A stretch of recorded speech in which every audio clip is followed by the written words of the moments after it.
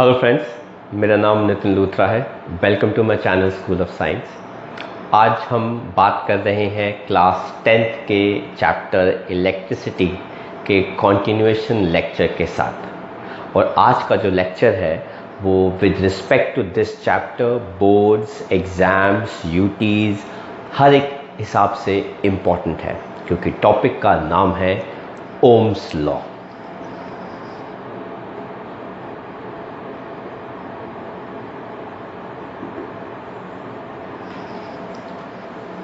ना इससे पहले के लेक्चर्स में हमने पढ़ा था कि करंट कैसे कैरी होता है, जैसे हीट कैसे फ्लो करती है। अगर दो बॉडीज़ के बीच में टेम्परेचर का डिफरेंस होगा तो ही हीट फ्लो करेगी from a hot body to a cold body. वैसे ही करंट भी दो पॉइंट्स के बीच में तो भी फ्लो करता है जब दो पॉइंट्स के बीच में क्या होता है, पोटेंशियल डिफरेंस। और करंट कैसे फ्लो करता है, from high potential to low potential. लेकिन जब करंट फ्लो कर रहा था तो हमने एक बड़ी अजीब सी बात देखी कि जितना अमाउंट करंट का हम एक्चुअली में प्रोवाइड करते हैं उस हिसाब से उतनी एनर्जी हमको मिलती नहीं है, उतना करंट हमको मिलता नहीं है। हमने इन्वेस्टिगेट किया तो हमें पता लगा कि मटेरियल्स जो होते हैं उसके अंदर का जो कॉम्पोजिशन होता है, जो आयंस, इलेक्ट्रॉन्स होते हैं, वो मूवमेंट को इलेक्ट्रॉन्स की रोकने की कोशिश करते हैं। अगर इलेक्ट्रॉन्स की मूवमेंट स्लो हो जाएगी हमारी एक्सपेक्टेशन से, तो जाहिर सी बात है करंट का फ्लो जो है वो भी क्या हो जाएगा, कम हो जाएगा। तो हम एक्चुअली में एक्सपेक्ट करते हैं कि इलेक्ट्रॉन काफ़ी अच्छी वेलोसिटी के साथ कंडक्टर से मूव करेगा ताकि करंट कैरी हो, लेकिन वो वेलोसिटी जो इलेक्ट्रॉन्स के मूव करने की होती है वो हमारी एक्सपेक्टेशन से थोड़ी सी कम हो जाती है। अब जब वो कम हो जाएगी इसका मतलब है कोई चीज़ ऐसी है जो इलेक्ट्रॉन के मोशन को रोकने की कोशिश कर रही है, रेजिस्ट करने की कोशिश कर रही है। और यही हमने आज पढ़ना है through Ohm's law. Ohm's law ने हमें बताया कि एक्चुअली में कितना ज़्यादा करंट किसी कंडक्टर से या किसी मटेरियल से फ्लो कर सकता है। उनका कहना ये था कि अगर आप टेम्परेचर को क्या रखते हैं, कांस्टेंट, एट कांस्टेंट टेम्परेचर, तो किसी भी कंडक्टर के अंदर दो पॉइंट्स के बीच में जो करंट फ्लो होगा वो डायरेक्टली डिपेंड करता है कि उन दो पॉइंट्स के बीच में पोटेंशियल डिफरेंस कितना है। अगर उन दो पॉइंट्स के बीच में पोटेंशियल डिफरेंस ज़्यादा है तो करंट ज़्यादा फ्लो करेगा, और अगर उन दोनों के बीच में पोटेंशियल डिफरेंस कम है तो करंट कम फ्लो करेगा। तो current flowing through two points in a conductor is directly proportional to उनके बीच में पोटेंशियल डिफरेंस। यहां पे आपको टेम्परेचर को क्या रखना पड़ेगा, कांस्टेंट रखना पड़ेगा। इसी स्टेटमेंट को हम ऐसे भी पढ़ सकते हैं कि potential difference across two points in a conductor is directly proportional to current. तो अगर पोटेंशियल डिफरेंस ज्यादा है तो करंट ज्यादा फ्लो करेगा, अगर पोटेंशियल डिफरेंस कम है तो करंट जो है वो क्या फ्लो करेगा, कम फ्लो करेगा। और अगर आप कांस्टेंट हटाते हैं या प्रोपोर्शनैलिटी जो है वो साइन हटाते हैं तो जो हमारे पास कांस्टेंट ऑफ प्रोपोर्शनैलिटी आता है वो क्या आता है, आर, जिसको हम क्या कहते हैं, रेजिस्टेंस। मतलब करंट को रोकना, रेजिस्ट करना।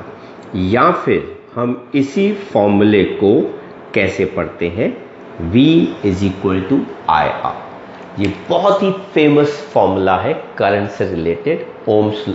ओम्स हमारे जो साइंटिस्ट थे उन्होंने बताया था, उनके लॉ से निकल के आता है। तो एक बार दोबारा लॉ को जब बोल देते हैं, at constant temperature current flowing through a conductor across 2 points is directly proportional to potential difference between those two points. तो ये हमारा आ गया। एंड कांस्टेंट ऑफ प्रोपोर्शनैलिटी जो है वो हमारा क्या आता है, आर, जिसको हम क्या कहते हैं, रेजिस्टेंस, करंट को रोकने की क्षमता। अगर करंट ज्यादा रुकेगा तो करंट कम फ्लो होगा। वो मटेरियल टू मटेरियल पे डिपेंड करता है, किस टाइप का, क्या साइज है मटेरियल का, रेजिस्टेंस उस पर डिपेंड करती है। देन किस टाइप का मटेरियल है, नेचर क्या है मटेरियल का, उस पर डिपेंड करती है। रेजिस्टेंस, टेम्परेचर क्या है, रेजिस्टेंस उस पर डिपेंड करती है, एंड सो ऑन। मेनली हमारे पास ये 3 फैक्टर रहते हैं। साइज में भी हम आगे जाके सेग्रीगेशन करेंगे कि साइज में क्या क्या चीज़ें आती हैं। दूसरा होता है मटेरियल किस टाइप का है, नेचर ऑफ मटेरियल। और तीसरा क्या होता है, टेम्परेचर, राइट। तो ये हमारा कॉन्सेप्ट आता है। और अगर हम इस पे ग्राफ प्लॉट करते हैं तो अगर एक तरफ पोटेंशियल डिफरेंस है, दूसरी तरफ करंट है, तो ये क्या आ जाता है, स्ट्रेट लाइन। इसी ग्राफ को आप ऐसे भी प्लॉट कर सकते हैं कि अगर एक तरफ करंट है और दूसरी एक्सिस पे हमने पोटेंशियल डिफरेंस रख दिया तो भी ये क्या आता है, स्ट्रेट लाइन आता है। लेकिन अब कुछ ग्राफ को समझने के लिए आपको कुछ चीजें पढ़नी पड़ेंगी। अभी हम थोड़ी देर के बाद ओम्स लॉ को वेरीफाई भी करेंगे। पर यहां पे जो मैं आपको चीज बताने जा रहा हूं, बहुत कम स्कूलों में या टीचर्स इनको बताती हैं, पर क्वेश्चन देने में टीचर्स जो है वो हेजिटेट नहीं करती हैं। तो जरा ध्यान से देखना इस चीज को। अब मैं एक ही ग्राफ के अंदर 2 चीजें प्लॉट कर रहा हूं, एक है करंट और दूसरा क्या हो गया, पोटेंशियल डिफरेंस। अब लेट्स सपोज मेरे पास 2 लाइंस आ गई। अब इसके अंदर 2 रेजिस्टेंस आ रही हैं, एक है R1, एक है R2। हमने 2 अलग अलग कंडक्टर्स के लिए, ठीक है, या अलग अलग सेम कंडक्टर में अलग अलग टेम्परेचर्स पर हमने उनके लिए ग्राफ प्लॉट किए और उसी मटेरियल ने सेम टेम्परेचर पर, अलग अलग टेम्परेचर पर हमको 2 रेजिस्टेंस दिए। तो एक टेम्परेचर T1 पे आ गई, एक टेम्परेचर T2 पे आ गई, व्हाटएवर जो भी कॉन्सेप्ट होता है। हम ऐसा भी कर सकते हैं कि 2 अलग अलग सब्सटेंसेस ले सकते हैं सेम टेम्परेचर पर और उनकी रेजिस्टेंसेस भी मेजर कर सकते हैं। तो अब मेरे पास एक रेजिस्टेंस है R1 और एक रेजिस्टेंस है R2। अब मुझे ग्राफ को देखकर बताना है कि कौन सी ज्यादा करंट को रोकने की कोशिश कर रही है, कौन सा मटेरियल करंट को ज्यादा रोकने की कोशिश कर रहा है। तो आपको यह ध्यान रखना है इस ग्राफ के अंदर कि किस मटेरियल के केस में ज्यादा करंट जो है वो फ्लो कर रहा है। आई रिपीट, किस मटेरियल के केस में करंट जो है वो ज्यादा फ्लो कर रहा है। अगर आप इस मटेरियल के अंदर देखें, राइट, तो यहां पर अक्रॉस 2 पॉइंट्स है ना। लेट्स सपोज हमने यहां पे क्या मार्क कर लिया, ये एक पोटेंशियल मार्क कर लिया B, राइट। अब इसी पोटेंशियल से हम एक स्ट्रेट लाइन ड्रॉ कर देंगे और देखेंगे कि किस केस के अंदर मैग्नीट्यूड करंट का ज्यादा है। जिस केस में मैग्नीट्यूड करंट का ज्यादा होगा उस केस में रेजिस्टेंस क्या होगी, कम होगी। अब अगर मैं यहां पे इस लाइन को ड्रॉ कर देता हूं तो आप देख सकते हैं कि ये जो लाइन जब इसको टच करती है तो करंट कितना आता है I1, और जब ये वाली लाइन इसको टच करती है करंट कितना आता है I2। जाहिर सी बात है I2 करंट जो है वो मच मोर है एज कंपेयर टू I1। तो इसका मतलब ये हो गया कि इस केस के अंदर करंट ज्यादा है। अगर R2 के केस के अंदर करंट ज्यादा है इसका मतलब है इसकी रेजिस्टेंस कम है। तो ये क्या हो गया, लो रेजिस्टेंस, और ऑटोमेटिकली ये क्या हो गया, हाई रेजिस्टेंस। क्यों? क्योंकि R1 के अंदर करंट का मैग्नीट्यूड कितना आ रहा है, ओरिजिन से कम आ रहा है। सिंपल सी बात है। तो आप एक ही ग्राफ के अंदर प्लॉट कर सकते हो कि कौन से ग्राफ के अंदर करंट जो है वो ज्यादा है या फिर रेजिस्टेंस जो है वो कम है, वो क्या है, ज्यादा है। पोटेंशियल डिफरेंस वाली एक्सिस पर कोई भी एक पॉइंट मार्क कर दो। चाहे वो इस एक्सिस पे आ रही है चाहे वो एक्स एक्सिस पे आ रही है, कोई फर्क नहीं पड़ता। अगर वो वाई एक्सिस पे आ रही है तो मार्क करने के बाद आप स्ट्रेट ड्रॉ कर दो। जहां पे करंट की वैल्यू ज़्यादा है वहां पे रेजिस्टेंस कम है। अगर यही पोटेंशियल डिफरेंस की वैल्यू रिप्रेजेंटेशन जो उन्होंने एक्स एक्सिस पे किया है तो एक पॉइंट मार्क करके ऐसी स्ट्रेट लाइन ड्रॉ कर देना। जहां पे करंट का मैग्नीट्यूड ज़्यादा आ रहा है उसकी रेजिस्टेंस क्या है, कम है। सिंपल सी बात है। तो ऐसे वो आपको कंबाइंड ग्राफ भी दे सकते हैं और आपको इंडिविजुअल ग्राफ्स भी दे सकते हैं, क्योंकि रेजिस्टेंस की वैल्यू कैसे निकालते हो, R is equal to V by I। Simple सी बात है। तो इस फॉर्मूले से हम रेजिस्टेंस निकाल लेते हैं, अदरवाइज ग्राफ मैंने आपको एक्सप्लेन कर ही दिया। तो आई होप आपको ओम्स लॉ का कॉन्सेप्ट समझ में आया विद रिस्पेक्ट टू ग्राफ। मैंने काफ़ी अच्छा पार्ट यहाँ पे एक्सप्लेन किया है। और अब हम बात करेंगे क्या, ओम्स लॉ के वेरिफिकेशन की।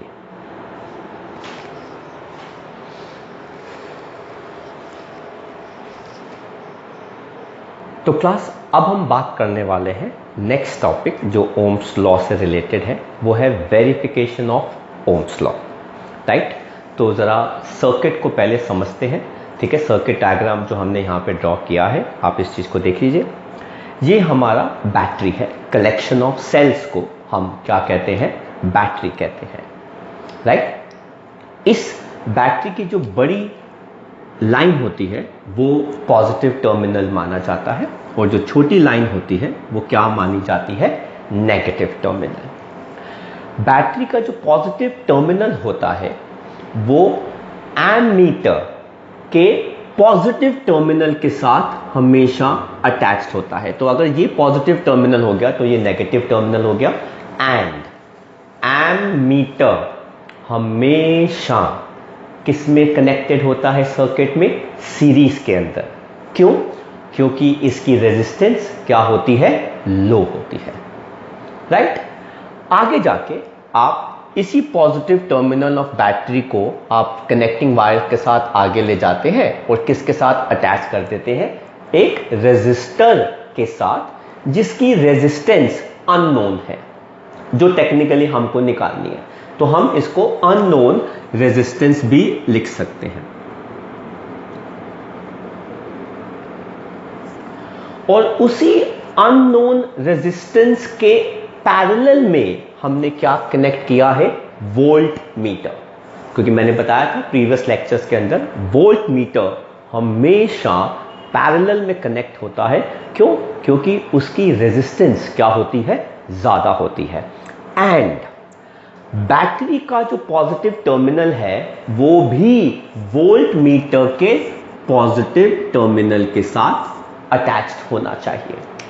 तो मोटा मोटा कॉन्सेप्ट ये आ गया कि बैटरी का पॉजिटिव टर्मिनल एमीटर के भी पॉजिटिव टर्मिनल के साथ होना चाहिए कनेक्टेड, और वही पॉजिटिव टर्मिनल वोल्ट मीटर के पॉजिटिव टर्मिनल के साथ भी क्या होना चाहिए, कनेक्टेड होना चाहिए, राइट।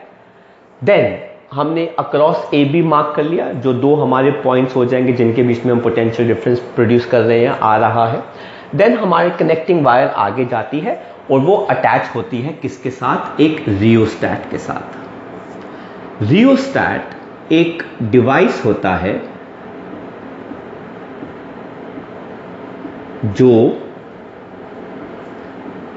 वेरिएबल रेजिस्टेंस प्रोवाइड कर सकता है बाय एडजस्टिंग द अमाउंट या मैग्नीट्यूड ऑफ करंट। सर्किट में करंट को कंट्रोल कौन कर सकता है, रियोस्टैट कर सकता है, ठीक है।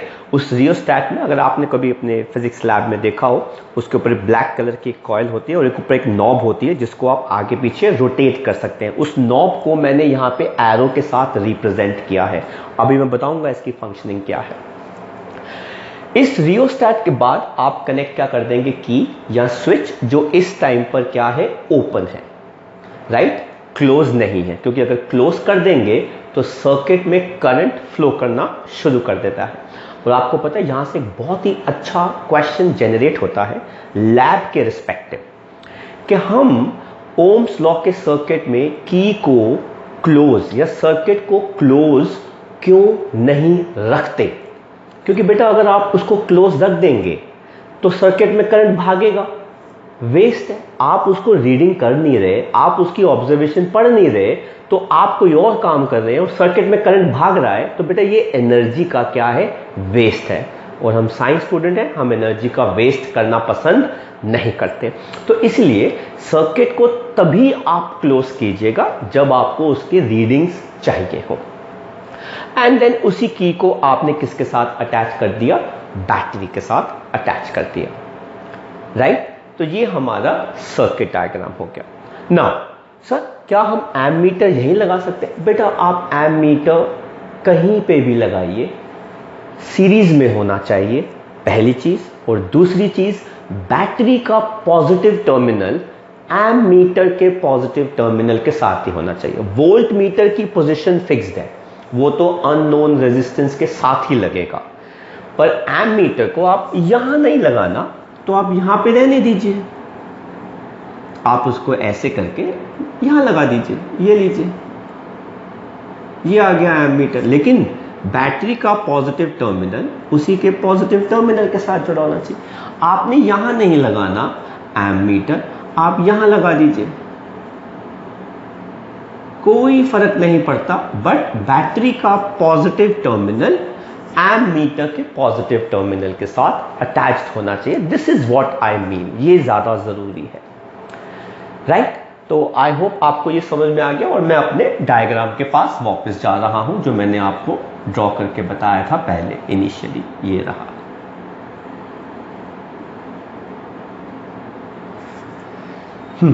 तो अब मैं रीडिंग करने जा रहा हूं। तो हम रीडिंग कैसे करेंगे? सबसे पहले तो हम क्या करेंगे? सर्किट को क्लोज कर देंगे। तो मैंने क्लोज कर दिया सर्किट को। अब सर्किट में भागेगा करंट, जो इस डायरेक्शन में भागेगा, यहां से भागेगा, ऐसे भागेगा, ऐसे भागेगा, ऐसे भागेगा, और आपके पास अगर करंट आएगा उसकी रीडिंग यहां पे आ जाएगी। तो लेट्स सपोज वो करंट क्या हो गया? I1, और एक रीडिंग आ जाएगी आपके पास पोटेंशियल डिफरेंस की, वो क्या आ जाएगा? V1।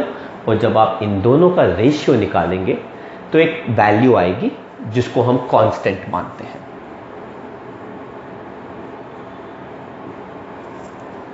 राइट? ठीक है, आप ऐसा कीजिए, सर्किट बंद कर दीजिए। ये देखिए, मैंने सर्किट को ओपन कर दिया, मैंने की जो थी वो निकाल दी। अब मैं क्या कर रहा हूं? मैं इस नॉब को आगे ले जा रहा हूं to increase the magnitude of current.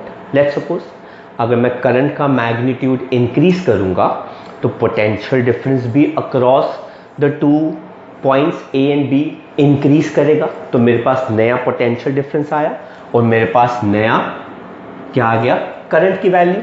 तो उसको मैंने क्या मार्क किया? V2, और इसको मैंने क्या मार्क किया? I2। इसकी वैल्यू भी जब आप रेशियो में निकालोगे तो वो भी ऑलमोस्ट कांस्टेंट ही आएगी। छोटी मोटी वैल्यू में ऊपर नीचे हो सकता है, that is okay, that is justified, ठीक है, बट ऑलमोस्ट सेम वैल्यू ही आएगी, राइट? अब हम इसी को ग्राफ में भी प्लॉट करते हैं, ठीक है? तब तक हमने सर्किट को अपना ओपन कर दिया, हमने की यहां से हटा दी, ये लो हमने यहां से की हटा दी, ठीक है ना? एनर्जी भी सेव करनी है हमें। तो हमने बेटा ग्राफ प्लॉट किया, ये आ गया करंट एक्स एक्सिस पे, वाई एक्सिस पे हमारे पास क्या आ गया? Potential difference. लेट्स सपोज बेटा ये हमारे पास क्या हो गया? I1, और ये हमारे पास क्या हो गया? V1, और इन दोनों का पॉइंट जो है, कोऑर्डिनेट जो है वो ये आ गए पहले केस के अंदर, राइट? फिर हमने दूसरा केस लिया I2 एंड V2। I2 की वैल्यू जो थी वो करंट की ज़्यादा थी, ये आ गया दूसरा केस। तो जो करंट की वैल्यू ज़्यादा होगी तो पोटेंशियल डिफरेंस भी ज़्यादा होगा, और ये हमारे पास वैल्यू जो है वो यहाँ पे आ गई। अब मुझे तीसरी रीडिंग लेनी है। मैंने दोबारा सर्किट को क्या कर दिया? क्लोज, और मैंने रियोस्टैट के नॉब को थोड़ा सा और एडजस्ट करके मैं आगे ले आया। तो सर्किट में करंट आएगा, मेजर करेंगे, पोटेंशियल डिफरेंस आएगा, तो ये भी रेशियो निकालेंगे V3/I3, रेशियो हमने निकाला, और इसको भी हम मार्क कर देते हैं। लेट्स सपोज हमने यहाँ पे मार्क कर दिया I3 और हमने यहाँ पे मार्क कर दिया इसको V3 और इसकी वैल्यू जो है ग्राफ में हमने प्लॉट कर दी ऐसे करके। आप इन तीनों को ज्वाइन कराएंगे तो आपके पास एक स्ट्रेट लाइन आ गया। वो स्ट्रेट लाइन जो है एक्चुअली आपको क्या दे रही है, रेजिस्टेंस की वैल्यू जो ये अननोन रेजिस्टर ऑफर कर रहा है सर्किट के अंदर, जो ऑलमोस्ट क्या आएगी, कांस्टेंट आएगी। तो ये जो कांस्टेंट है एक्चुअली ये क्या है, रेजिस्टेंस की वैल्यू है जो सर्किट में लगा हुआ अननोन रेजिस्टर ऑफर कर रहा है। आई होप आपको समझ में आया। और वैसे अगर आपको एक स्ट्रेट लाइन से आपको क्या निकालना है, रेजिस्टेंस की वैल्यू, तो वो हम स्लोप से निकालते हैं, जो हम छोटी क्लास में नहीं पढ़ते, हम बड़ी क्लास में पढ़ते हैं। आपको मैं थोड़ा सा आइडिया देता हूं हम स्लोप कैसे निकालते हैं। तो इस स्ट्रेट लाइन का जो स्लोप होता है वो एक्चुअली में रेजिस्टेंस ही देता है। और ये कैसे निकालते हैं ज़रा देखिए। आप कोई भी दो चेंजेस ले लीजिए। लेट्स सपोज मैं क्या ले रहा हूं, V3 ये वाला पॉइंट और V2 ये वाला पॉइंट। तो I के रिस्पेक्टिव 3 और ये आ गया, और 2 के रिस्पेक्टिव ये और ये आ गया। इस लाइन को मैंने यहाँ पे आगे एक्सटेंड करा दिया। अब मुझे जो चीज़ चाहिए वो ये चाहिए। इसको बेटा हम क्या कहते हैं, डेल्टा V, और इसको हम बेटा क्या कहते हैं, डेल्टा I, चेंज। तो बेटा ये कैसे निकालते हैं, change in potential difference upon change in the magnitude of current. ये बेटा चेंज जो है वो कैसे निकालेंगे, V3 माइनस V2, और ये कैसे निकालेंगे, I3 माइनस I2। तो टेक्निकली ये जो वैल्यू है स्लोप की वो रेजिस्टेंस ही आएगा इस मटेरियल का। तो आई होप आपको ओम्स लॉ वेरिफिकेशन समझ में आई हमने कैसे किया है। तो क्लास प्लीज़ इस लेक्चर को लाइक कीजिएगा, अपने फ्रेंड्स के साथ जिनको ओम्स लॉ में प्रॉब्लम है उनके साथ भी शेयर कीजिएगा, और जिन्होंने इस चैनल को सब्सक्राइब नहीं किया सब्सक्राइब कर लो, क्योंकि आने वाले चैप्टर्स के अंदर बहुत ही ऐसे इम्पॉर्टेंट टॉपिक्स हैं जिस पे बेस्ड क्वेश्चन बोर्ड्स में ज़रूर आते हैं। तो आपके स्कूल के टर्म्स में भी आएंगे ही आएंगे और बोर्ड्स में भी ज़रूर आ जाएंगे। तो वो अगर आपको कॉन्सेप्ट्स अपने टॉपिक सॉलिड बनाने हैं तो आपको रेगुलर बेसिस पे इन लेक्चर्स को देखना पड़ेगा। तो thank you very much class, bye bye from school of science.